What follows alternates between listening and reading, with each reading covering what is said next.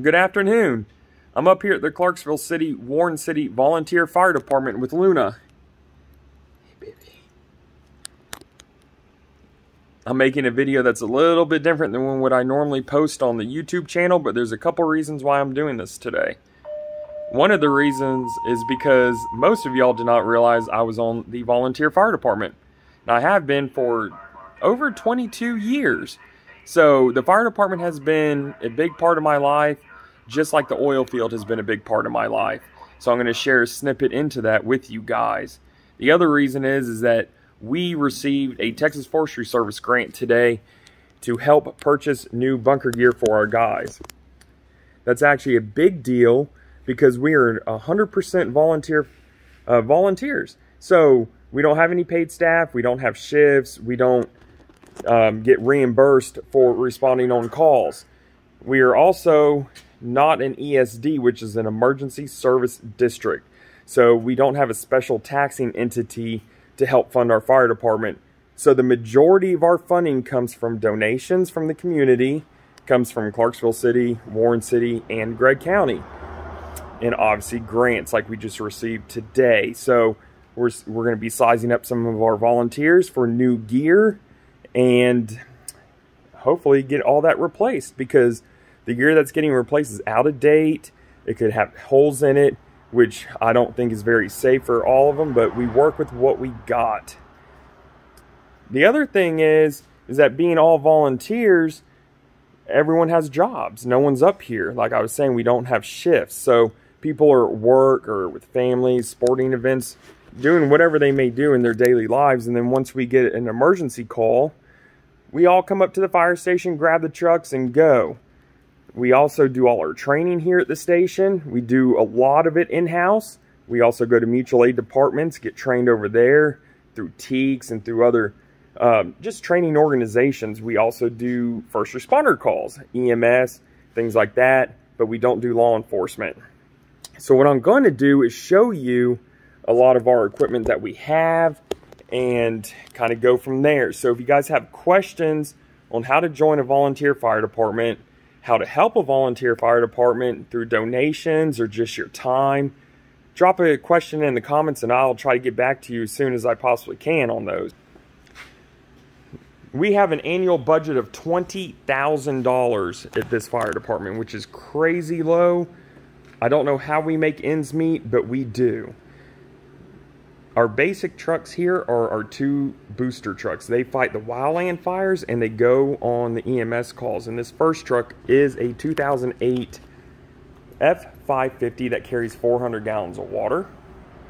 That was our most recent grant truck that we got from the Forestry Service. So it's been a little while since we got a grant truck.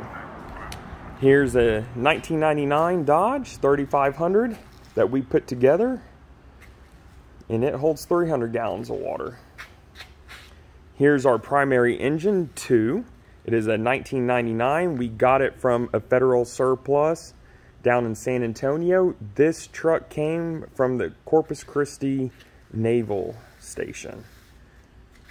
So that's pretty cool. It carries 1,000 gallons of water, has a 1250 pump, which means it can move 1,250 gallons of water a minute, and it has 30 gallons of foam integrated. So we can pump water, foam, all kinds of good stuff. And it's an enclosed cab. That makes it really safe for our firefighters. Our engine 1 is a 1984 E1. It carries 750 gallons of water. It has a 1,500 gallons per minute pump. This was our primary engine for many, many years. It is now the second due-out engine. This truck over here, 1984. It's a Ford. It carries just under 1,700 gallons of water, and it is our Tanker 1. We purchased this from White Oak Volunteer Fire Department, and they are right next door. We do a lot of training with White Oak Volunteer Fire Department, a lot of mutual aid call responses, and this was their primary tanker for many years until they were able to upgrade and get one, a newer one that is, and they sold us this one. Major help. But we are lucky enough that the majority of our area does have fire hydrants. But there are areas where we have to shuttle water. The cool thing about Engine 1 is it's called a mid-mount pump. So to operate the truck, you actually get up there and you get to see all around the truck. Pump the water to the firefighters. Has the old school jump seats. And I'm going to show you some of our gear, because we're getting replaced on a lot of this gear coming up thanks to the grant. And there's my set. Structural gear, wildland gear right there, helmets and everything else. I know it's kind of in a disarray, but we've been having a lot of grass fires lately. So it just is what it is. My gear is not going to have to get replaced. Mine in bins next door. We actually do happen to have a couple of the newer sets. And then all the other guys down there, whoever's out of date or worn out, they are going to get new. So we currently have 12 volunteer firemen on our roster right now.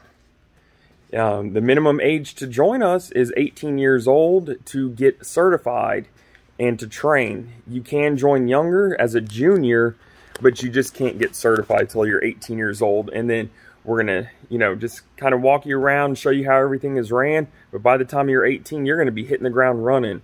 So a lot of people are like, well, how do I join the fire department? I've never done anything like that. Like I tell everyone, we all started from the ground up. We never had training to begin. We never had experience.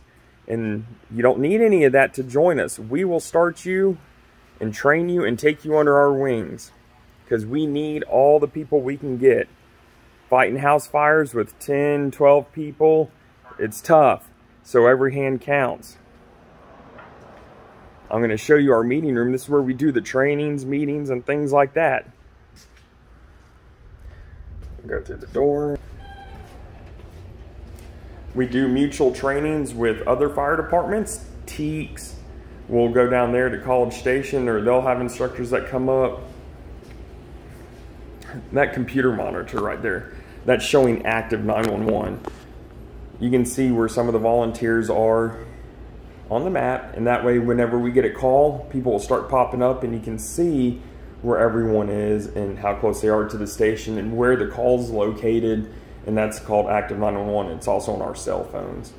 And then our base stations, computer desk, internet, and all that fun stuff is over there.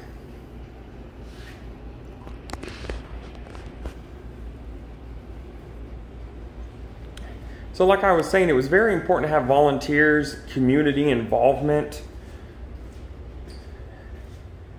because that is what we do. We want to help everyone and serve everyone, but it takes people and money to run all this. And I think we do a pretty good job with what we got to work with.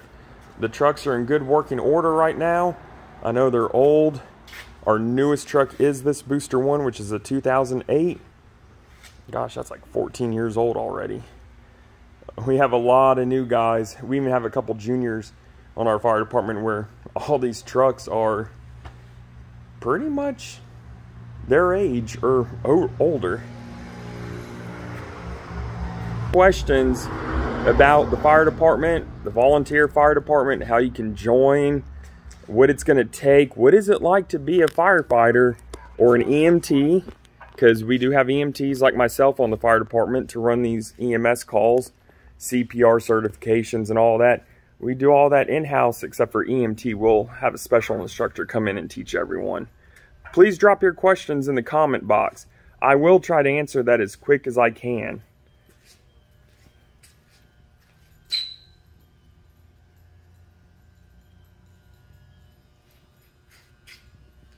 And here comes Luna. She's like our firehouse dog. I should train her in rescue. We do search and rescue. Here, I'll show you inside this truck. People do ask, oh, can I see inside the fire truck?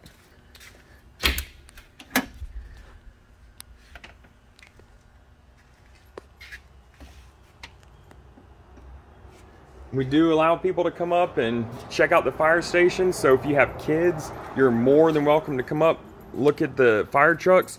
It's been a long time, but we have hosted kid birthday parties up here. We like to be involved and people like to come and do stuff. So like I said, please let us know whatever questions you guys may have. And thank you for watching today.